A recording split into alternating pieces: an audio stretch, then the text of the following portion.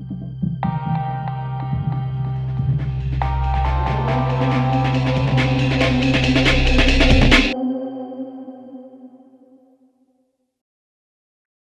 I'm Ellen Morrison. I'm a disabled activist, and this is Ellen Clifford, also a disabled activist and author of The War on Disabled People.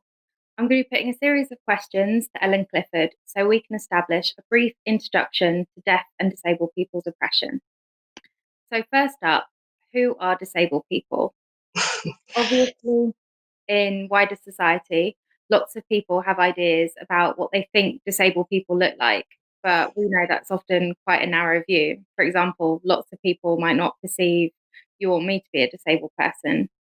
So, could you explain to me what we mean when we refer to disabled people? Yeah, thanks, Ellen. I think it's a mark of the complexities of disabled people's oppression, the fact that we always need to begin a discussion by describing who we actually are.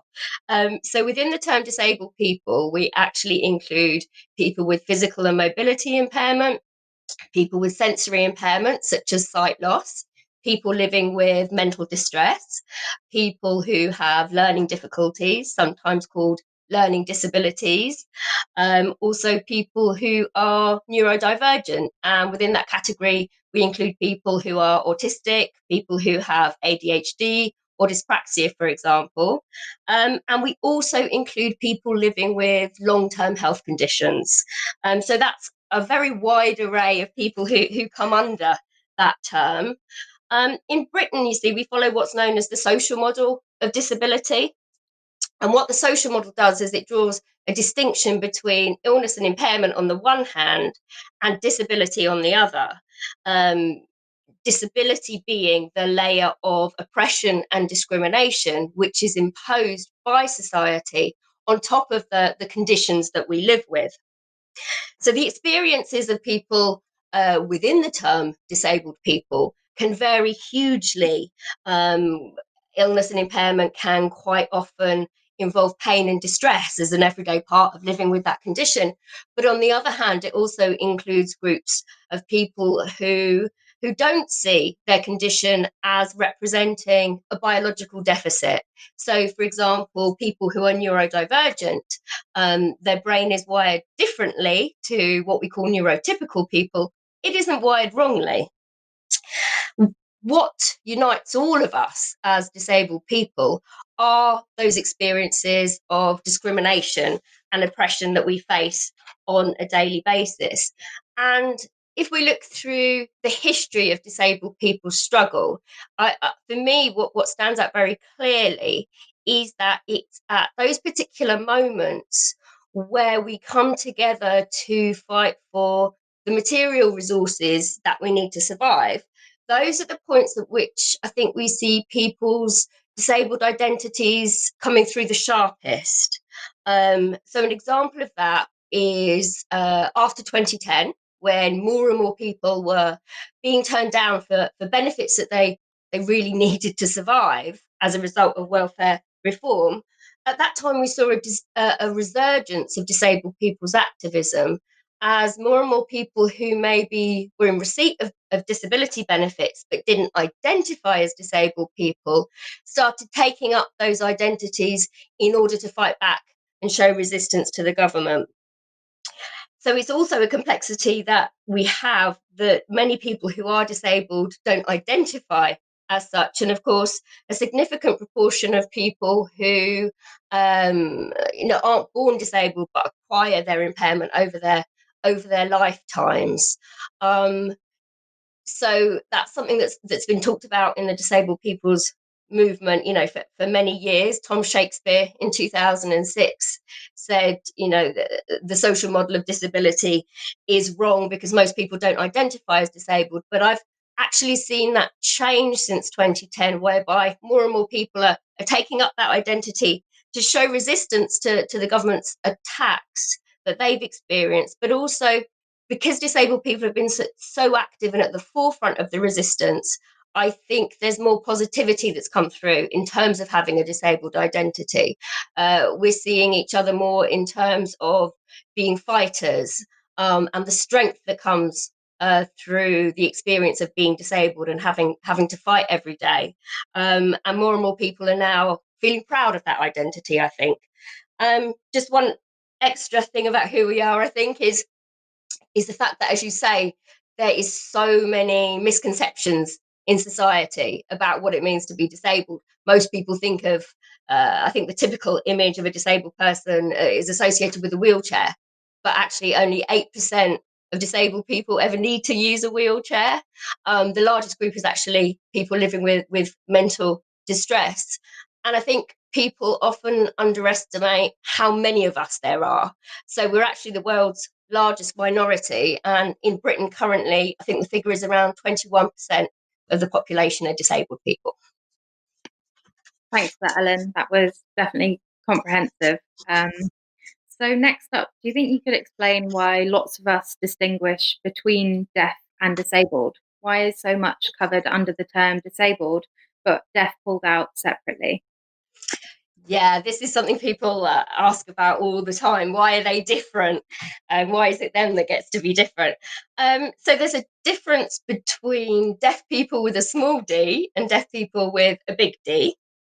With a small d, that refers to people who are deafened or hard of hearing and probably know English and are able to read and understand English. And people who are deaf with a small d do identify as disabled, but it's people with a big D who don't. So the big D represents being deaf and also being a sign language user.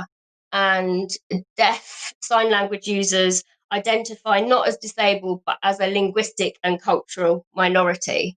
And I think the big misconception there that people often have is that all deaf people might not be able to hear English, but they can read it. But sign language and written or hearing languages are so completely different that's often not the case. So in order for something to be accessible to a sign language user, you do need to have the information in sign language as well as in writing.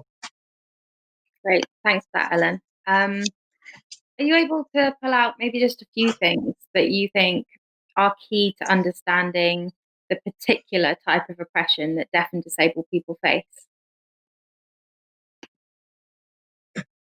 Yeah, I mean, I think there's a couple of things that's really key to understanding that the particular form of oppression, as you say, that we face. I think one thing is the amount of poverty that exists among disabled people. Poverty is both cause and consequence of disability. Disabled people face significant amount of extra unavoidable costs on top of the usual day-to-day costs that everyone else faces. Research by Scope estimates that on average disabled people face around, I think it's £583 a month of additional unavoidable expenditure on top of what everyone else does. And for 1 in 5 families with a disabled member, that amount is over £1,000 a month. In Britain, disabled people are 3 times more likely to live in severe material deprivation. So it's a very it's a very enduring characteristic of disability, that the amount of poverty there is. The government repeatedly asserts that it protects the so-called most vulnerable, but actually evidence from the cuts shows that they were targeted on disabled people, and that the higher the support need, the higher the harder they were hit. And this really ties into the second key characteristic of disabled people's oppression that I want to talk about, and that is the intrinsic relationship between disability and capitalism. So support for those who may never be productive in the workplace isn't a cost that it's in the interest of capitalism to cover, except to avoid civil unrest. With pensions, for example, you want your workers to know they won't starve, when they reach the end of their working life. But if someone may never be able to work, doesn't have the same purpose in terms of upholding, society under capitalism. And disability is actually a socially constructed category that was designed to identify and weed out those who are less productive. And any support given to this group of people is always going to be done with one eye on not undermining the work incentive among the rest of the working class. Um, it's so disability is a socially constructed category, and yet what we're taught is that exclusion and lesser life chances for disabled people, for people living with illness and impairment, is somehow inevitable. That of course we're going to have less opportunities in life because there's something wrong with us. And ideas of disability that surround us in today's society present disability as a matter of personal tragedy. It's something we can overcome if we're superheroes like the Paralympians.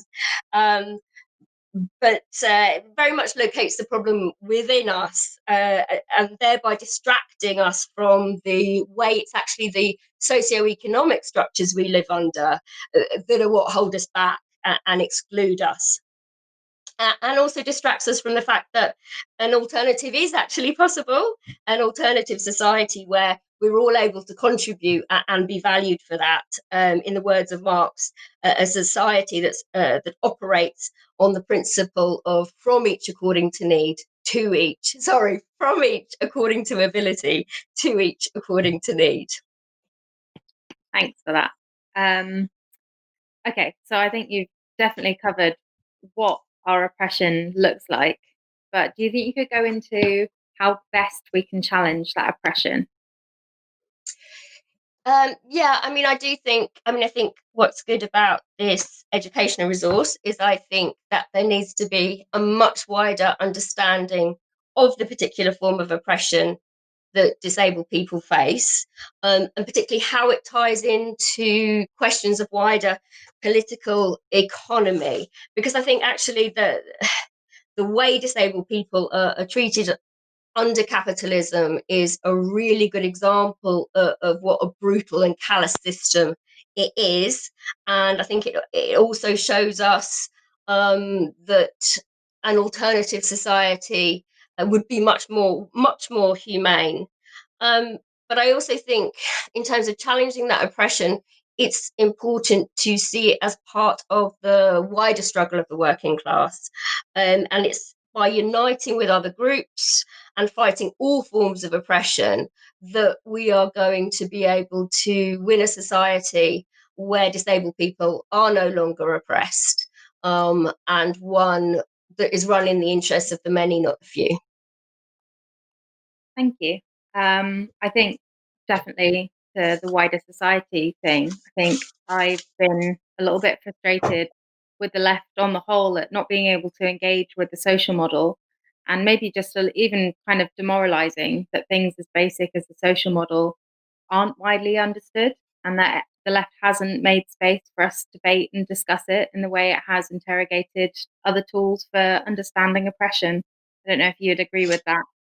Yeah, I think it can be something that's very frustrating. And when I was researching the book, I found that frustration through the ages. So in the 1930s, there was a group called the League of the Physically Handicapped in America during the Great Depression, and they were fighting for the right to work and the right to have jobs.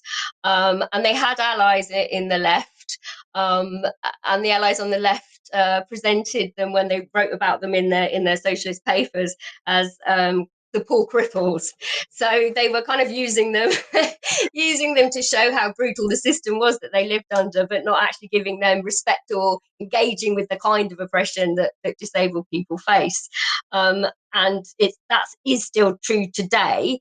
As frustrating as it is, though, I suppose it does come from an understandable place in that people will take on board the messages that prevalent throughout society and all around us. We're told that it's better to be dead than disabled.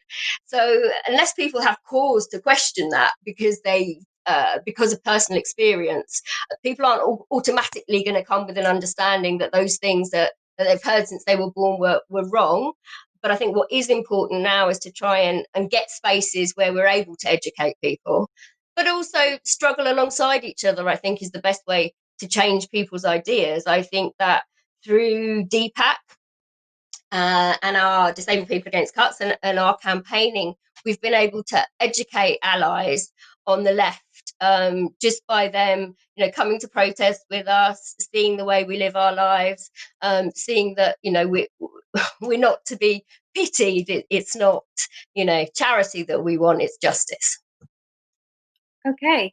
Is there anything else you think you want to add before we wrap up, Ellen? Or I think that was very comprehensive, probably covered, considering it was a brief introduction to deaf and disabled people's oppression. If there's anything else you want to add, otherwise, I think I will just say a big thank you. And yeah, although to lots of deaf and disabled people, Ellen will have covered things that we already know and understand, I think it's really crucial that we develop a more widespread understanding of deaf and disabled people's oppression, particularly as things get increasingly more hostile for us. And taking the time to learn from disabled people is definitely a step in the right direction, though. So thank you for joining us. Thank you.